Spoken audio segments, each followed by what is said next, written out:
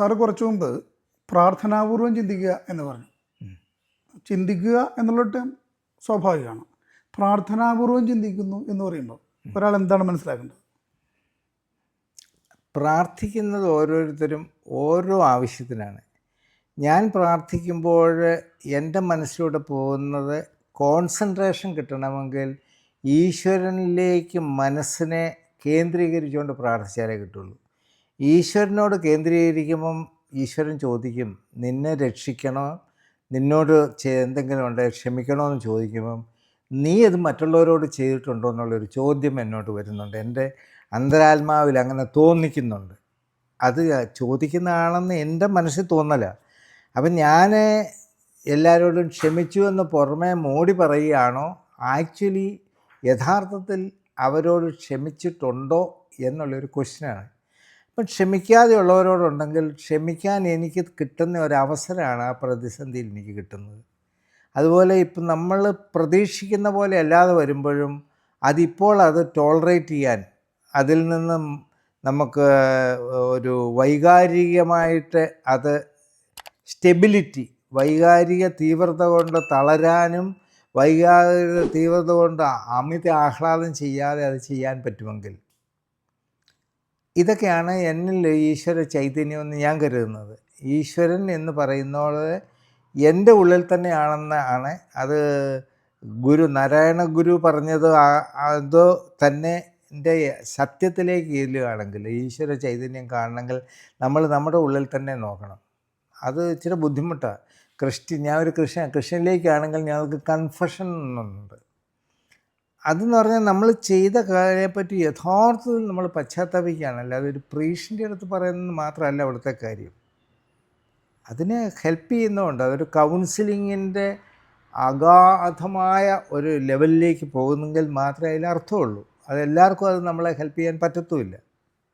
അവിടെയൊക്കെയാണ് നമ്മൾ ആ ഈശ്വരൻ എന്ന് പറയുന്ന സത്താത്മതയെ. കാരണം ഞാൻ ഈശ്വരൻ എന്ന് വിചാരിക്കാൻ വേണ്ടിയുള്ളൊരു കാരണം, എനിക്കൊരു ഇൻറ്റേർണൽ മാനുണ്ട്, ഒരു എക്സ്റ്റേണൽ മാനുണ്ട്. എക്സ്റ്റേണൽ എന്ന് പറയുന്നത് എൻ്റെ ബോഡിയാണ്.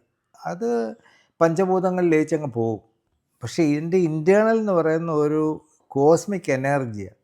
Energy can neither be created nor B destroyed. അപ്പോൾ എൻ്റെ ആത്മാവ് അല്ലെ എൻ്റെ ആ ഉള്ളിലുള്ള ആ സത്തായമാനം അത് മറ്റൊരു ഫോമിലായിരിക്കും പോകുന്നത്. സാറേ, അത് ഈ പ്രാർത്ഥനാപൂർവം ചിന്തിക്കുക എന്ന് പറയുമ്പോൾ ഒരു വ്യക്തി എന്ത് ചെയ്യണം എന്നാണ് സാറ് മനസ്സിൽ ഉദ്ദേശിക്കുന്നത്?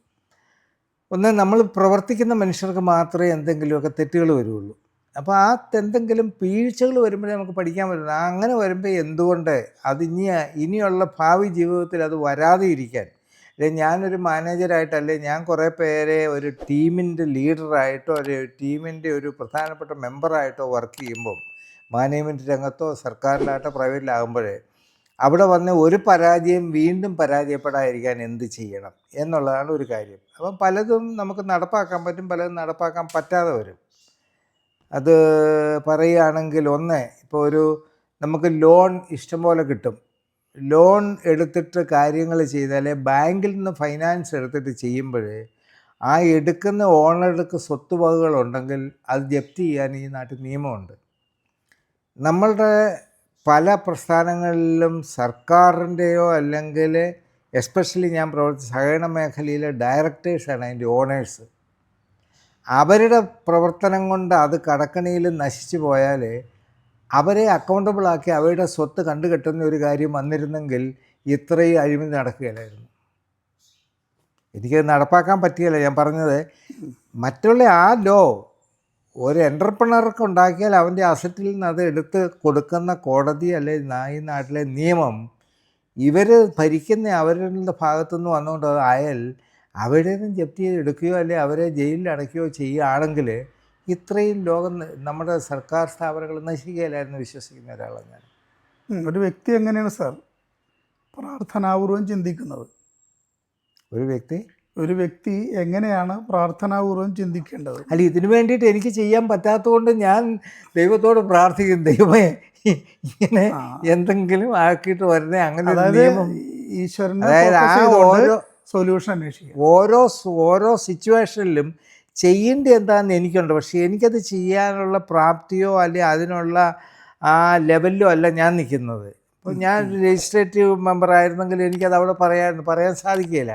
അപ്പോൾ അതിന് വേണ്ടിയിട്ട് അങ്ങനെ ഒരാളുടെ അടുത്ത് ചിലപ്പോൾ ഞാൻ രണ്ടാമത് എന്ന് പറഞ്ഞ് ചില കാര്യമൊക്കെ പറയിപ്പിച്ചിട്ടുണ്ട് അത് ആയിട്ട്. അങ്ങനെ പറയാൻ പറ്റുന്ന രീതിയിലാക്കണമേ എന്ന് പ്രാർത്ഥിക്കുക, അതേ സാധിക്കുള്ളൂ. കാരണം അവിടെ എന്നെ ഒരുപക്ഷെ ഇൻഫ്ലുവൻസ് ചെയ്ത കാര്യം, തിന്മയെ ഉടച്ചു വാർത്താലും അതിനിടയ്ക്ക് നന്മ കാണും.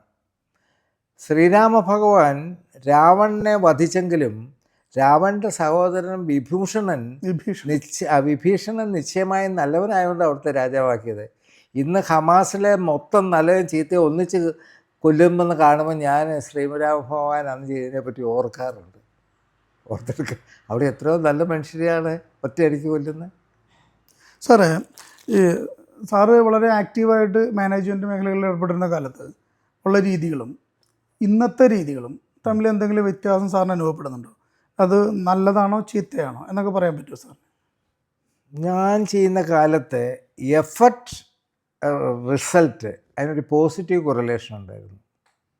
റിസൾട്ട് ഇല്ലേ പോലും ആത്മാർത്ഥമായിട്ട് അധ്വാനിച്ചവൻ അംഗീകാരം കിട്ടുമായിരുന്നു. എഫർട്ടിനെ കൂടെ കൺസിഡർ ചെയ്യുമായിരുന്നു. ഇന്നത്തെ കാലത്ത് എസ്പെഷ്യലി പ്രൈവറ്റിൽ, സർക്കാരിൽ അത് മാറി നിന്ന എഫർട്ടിനെ പറ്റി ഒട്ടും കൺസിഡർ ചെയ്യുന്നില്ല. റിസൾട്ട് മാത്രം, it is not the effort matters, it is the result matters എന്നുള്ളതാണ് പ്രൈവറ്റിൽ. നിന്നോട് റിസൾട്ട് ഉണ്ടാക്കാനാണ് പറയുന്നത്. നീ കുത്തിക്കൊന്നാലും മുത്തിക്കൊന്നാലും റിസൾട്ട് ഉണ്ടാക്കിയോ, ഇല്ലേ നിനക്ക് നാളെ പണിയില്ല. എക്സിറ്റ് ഇൻ്റർവ്യൂ ഉണ്ട് ടോപ്പ് പൊസിഷനിൽ. അപ്പോൾ അവൻ്റെ പേടി കൊണ്ട്, അതായത് ജോലിയിൽ നിന്ന് പിരിച്ചുവിടുന്നതിന് മുമ്പായിട്ടുള്ള ഒരു ഇൻ്റർവ്യൂ. അതെ. അപ്പോൾ ആ ഇൻ്റർവ്യൂവിന് പിരിച്ചുവിടുമല്ല, അവനോട് പറയാം നിന്നിൽ നിന്ന് എക്സ്പെക്റ്റ് ചെയ്ത് എത്ര നിനക്ക് കിട്ടുന്ന ഇതാ, അതുകൊണ്ട് നിൻ്റെ ഡെസിഗ്നേഷൻ മാത്രം മാറ്റി നിന്നെ ഡൗൺഗ്രേഡ് ചെയ്യും. നിനക്ക് ജോലി ചെയ്യാൻ തയ്യാറാണോ? അല്ലെ നീ രാജിവെച്ച് വെക്കോ, ഞങ്ങൾ ചാർജ് ഒന്നും ചെയ്യുന്നില്ല, നിനക്ക് വേറെ സ്ഥലത്ത് ജോലി കിട്ടും. അവൻ നിർബന്ധിതനായി രാജിവെക്കാൻ. അപ്പോൾ ഇന്ന് എഫർട്ടിന് വാല്യൂ ഇല്ല, റിസൾട്ടിനെ വാല്യൂ ഉള്ളൂ. അതിൻ്റെ കാരണം മൂല്യചോഷണം വന്നത്, നമ്മൾ എൻട്രൻസ് പരീക്ഷ ഇപ്പോൾ ഈയിടെയല്ലേ നടന്നത്, എൻട്രൻസ് പഠിക്കുന്ന കുഞ്ഞുങ്ങളോട് മാതാപിതാക്കൾ പറയും, ഒരു പോയിന്റിലാണ് കിട്ടുന്നത്, ഇത് ആരോടും പറഞ്ഞു കൊടുക്കരുത്. അതായത് എനിക്ക് എനിക്ക് എനിക്ക് അടുത്തയാളിന് കൊടുക്കുന്നതിനെ പറ്റി ഇല്ല. ആ വാല്യൂസ് പോകുന്നതുകൊണ്ടാണ് എനിക്ക് ആകെ ചെയ്യാൻ പറ്റുന്ന കാര്യം, എനിക്ക് പറ്റാവുന്ന കാര്യങ്ങൾ കുറച്ചേ ഉള്ളൂ, അത് ഞാൻ ചെയ്യുന്നുണ്ട്. അല്ലാത്തതിന് വേണ്ടിയിട്ട് എനിക്ക് കയറി ഇന്ന് പ്രസംഗിക്കാനുള്ള ഒരു ചാൻസ് ഇല്ല. ഈ വാല്യൂസ് മാറിയ ഇത്തരം മൂല്യങ്ങളുണ്ടല്ലോ, അതെന്തെങ്കിലും ഗുണം ചെയ്യുന്നുണ്ടോ ആർക്കെങ്കിലും? അത് ഇന്നത്തെ ലോകത്തിലെ ഒരു ഭൗതിക കെട്ടിപ്പടുത്തലാണെങ്കിൽ തീർച്ചയായിട്ടും സമ്പത്ത് വർദ്ധിക്കുന്നുണ്ട് കുറേ ആളുടെ കയ്യിൽ. അവർക്ക് എടുക്കാൻ മേലാത്ത പോലെ ആയിട്ട് സമ്പത്തിൻ്റെ ദേഹത്തേക്ക് ഇടിഞ്ഞു വീണ് അവർ ക്രഷ് ചെയ്ത് പോവുകയും ചെയ്യാറുണ്ട്. ഞാൻ കാണുന്നത് അങ്ങനെയാണ്. ഇല്ലാത്തവന് ഇല്ലാതെയും പോകുന്നുണ്ട്. ആ തരത്തിലേക്ക് സമ്പത്ത്, രാജ്യത്തിൻ്റെ സമ്പത്ത് വർദ്ധിക്കുന്നുണ്ട്, ഒരു സംശയം വേണ്ട. രാഷ്ട്രീയ പാർട്ടികളുടെ സമ്പത്ത് വർദ്ധിക്കുന്നുണ്ട്. അതിനകത്ത് ഉള്ളവൻ കൂടുതലുള്ളവനാകുകയും ഇല്ലാത്തവൻ കൂടുതലില്ലാത്തവനാവുകയും ചെയ്യുന്നൊരു പ്രക്രിയ, അതാണ് ഇപ്പം വർദ്ധിച്ചു വരുന്നത്. അത് അകത്തെല്ലാം പറയുകയാണെങ്കിൽ ഈ പിന്നെ ഇത്തരം ഓഫീസേഴ്സ് ഉണ്ട്, അല്ലെ പിന്നെ മാനേജേഴ്സുണ്ട്, ഓരോരുത്തരെയായിട്ട്. ഞാൻ ജോലി ചെയ്ത ഒരു സ്ഥാപനത്തിലെ മുതലാളിക്ക് എന്ത് ചെയ്താലും അത് കാണിക്കാൻ വേണ്ടിയിട്ട് പബ്ലിസിറ്റി ഓഫീസേഴ്സുണ്ട്, അദ്ദേഹം ചെയ്യുന്ന ചാരിറ്റി കാണാൻ വേണ്ടിയിട്ട്. അതുപോലെ രാഷ്ട്രീയക്കാരാണെങ്കിലും പിന്നെ വിശന്ന് നിൽക്കുന്ന പിള്ളേരെ പിന്നെ മന്ത്രി വരാതെ അവർക്ക് വിളമ്പാത്ത സ്ഥലങ്ങളുണ്ട്. കാരണം ഇതൊരു ഷോ ആയി മാറി, നന്മ ഷോ ആക്കി മാറ്റുന്നൊരു കാലമാണ്. അതിന് ഈവൻ മത പുരോഹിതന്മാർ പോലും ചുരുക്കം ചിലരായിരിക്കും, പക്ഷേ അതേ പുറത്തു വരുന്നുള്ളൂ. അതൊക്കെ കാണുമ്പോൾ നമുക്ക് ധാർമ്മിക രോഷമോ സങ്കടമോ വരും. പക്ഷേ ഈ പ്രായത്തിൽ അതെനിക്ക് ചെയ്യാൻ പറ്റുന്നതിന് ഇതുണ്ട്.